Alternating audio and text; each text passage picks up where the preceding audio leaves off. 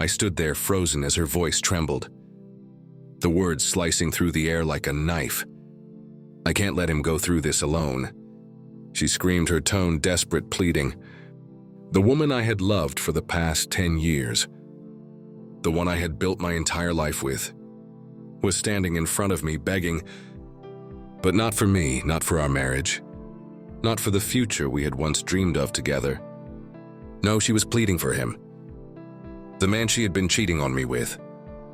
Her eyes weren't filled with tears for the life we had built, the memories we had shared, or the promises we had made. They weren't filled with sorrow for the heartbreak she had caused me. Instead, they were filled with worry. Worry for him in that moment. Something inside me snapped. It wasn't just a betrayal of her affair. It was a realization that our marriage had been dead. Long before this confrontation, I'd just been too blind, too hopeful, too trusting to see it, and if she thought I would crumble, that I would become the weak, heartbroken husband who would chase after her, begging for answers or explanations. She was dead wrong. She had no idea what was coming next. But before I reveal how my wife's betrayal led to the most brutal lesson of her life, let me take you back to the beginning, to what I once believed was a perfect love story. I met her when I was 28 years old. She was beautiful in a way that can make a room pause, her presence commanding attention without her even trying. She was charming, intelligent, and had a way with words that could turn a casual conversation into something mesmerizing. I fell hard and fast after 2 years of dating. We got married. I thought I had found my forever, my partner in crime, the person I could trust with every piece of myself. For the first few years, everything seemed perfect, or at least I thought it was. We traveled together, exploring new places and creating memories that I believe would last a lifetime. We spent countless nights laughing over candlelit dinners, sharing dreams and making promises we both thought would never break. She was my best friend, my greatest love, my safe place, and I trusted her completely. That was my first mistake. Looking back now, the signs were there, scattered like broken glass on the floor. I just didn't want to see them. She started staying late at work, always blaming deadlines, meetings, or extra projects that never seemed to end. She became secretive with her phone, holding it close, keeping it on silent, tilting the screen away whenever I entered the room. The intimacy we once shared began to fade. Excuses replaced passion. She was tired, stressed, overwhelmed.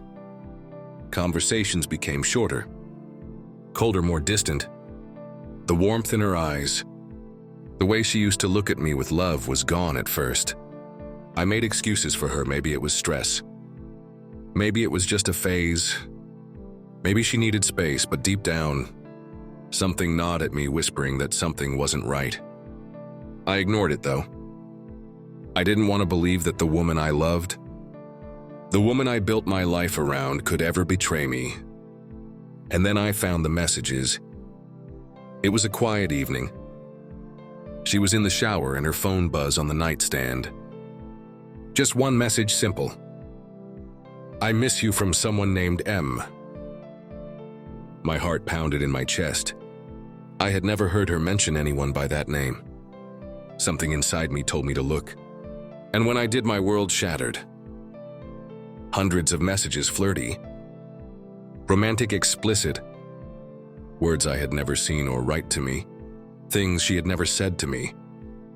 My hands trembled as I scrolled to her secret life, each message cutting deeper than the last. "I can't wait to see you again, baby. Last night was amazing. I love you. I wish I could wake up next to you instead of him." The worst part, these weren't old messages. They were from that very day while I had been at work, believing I was building a future for us. She had been with him. I put the phone down. My chest felt tight, my vision blurred. My stomach churned with a mixture of rage and heartbreak. But I didn't break down. I didn't scream or cry. Instead, I felt something colder, sharper clarity. The next morning, I waited for her. sitting at the kitchen table. I watched as she walked in smiling, acting as if nothing had happened. She poured herself coffee, greeting me like she did every other day. I slid her phone across the table. "You forgot this last night." She picked it up, her fingers trembling slightly. "What's this about?" I leaned back. Keeping my voice calm, I read your messages. Silence. Her eyes dart around, searching for a way out. An excuse, a lie that would fix this. "Listen, I can explain." "Explain what?" I asked, my voice steady. "That you've been sneaking around with another man? That you told him you love him while sleeping in my bed?" She took a deep breath, and what she said next was something I would never forget. "I never wanted to hurt you, but I can abandon him right now."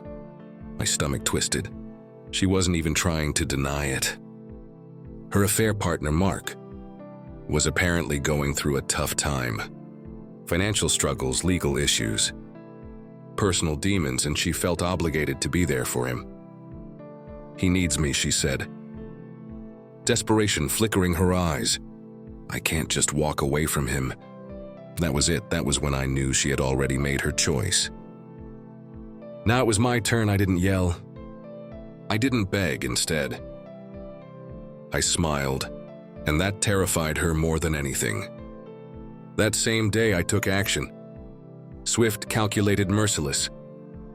I froze our joint bank accounts, cutting off her access to every single dollar.